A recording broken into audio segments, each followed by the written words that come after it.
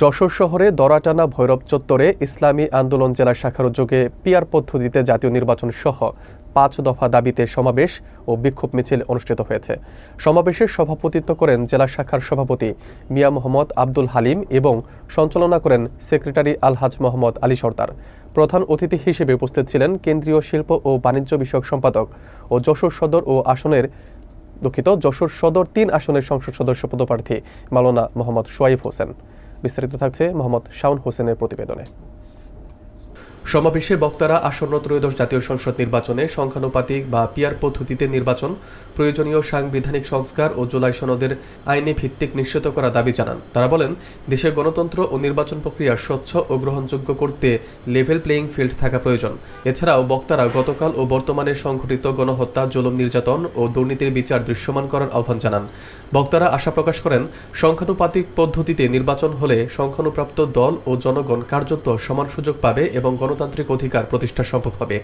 সমাবেশে জেলা শাখার সভাপতি ও কেন্দ্রীয় নেতারা আরও বলেন, সামাজিক ও রাজনৈতিক দিক থেকে দেশের সকল দল ও সংগঠনকে সমান সুযোগ নিশ্চিত করতে হবে।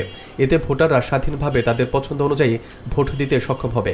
বক্তারা আশা প্রকাশ করেন, ইসলামী আন্দোলন এই দাবিগুলো বাস্তবায়নের জন্য সংগঠিতভাবে আন্দোলন চালিয়ে যাবে।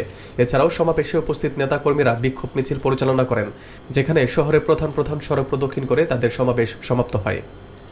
আমরা যদি বীর সাহেব চরমরায়ের ঘোষিত পিআর পদ্ধতি প্রবর্তন করতে পারি, তাহলে বাংলাদেশে আর কখনো কোন সন্ত্রাসী, কোন দালাল প্রকৃতির লোকেরা, হায়নারা কখনো সংসদে বসতে পারবে না। আমরা বিগত দিনে দেখেছি, সম্পদের পাহাড় যিনি বেশি চুরি করতে পারেন, চুরিতে যিনি সক্ষম, যিনি নায়কে সক্ষম, যিনি গায়িকায় সক্ষম, খেলোয়াড়ে সক্ষম, এমন ব্যক্তিদেরকে দিয়ে সংসদ গঠন করা হয়েছে। অর্থাৎ আজকের মেধাবী মানুষগুলো, শিক্ষিত মানুষগুলো, সুনাগরিকগুলো আজকে নির্বাচন থেকে দূরে সরে গিয়েছে, রাজনীতি থেকে দূরে সরে গিয়েছে। আজকে রাজনীতিকে তারা মনে করছে রাজনীতি হলো একটি অর্থ কামানোর একটি হাতিয়ার, সম্পদের পাহাড় করার একটি কেন্দ্র। বন্ধুগণ, আপনাদের ক্ষেত্রে আরজ করব, আপনাদেরকে বিনয়ের সাথে বলবো, আসুন, বাংলাদেশের রাজনীতি হলো একটি সেবার নাম।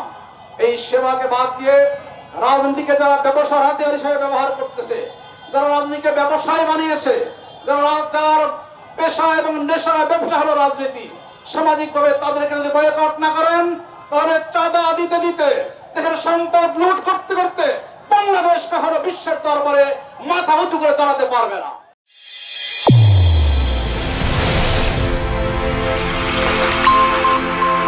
চ্যানেল A1 হৃদয়ের স্পন্দন।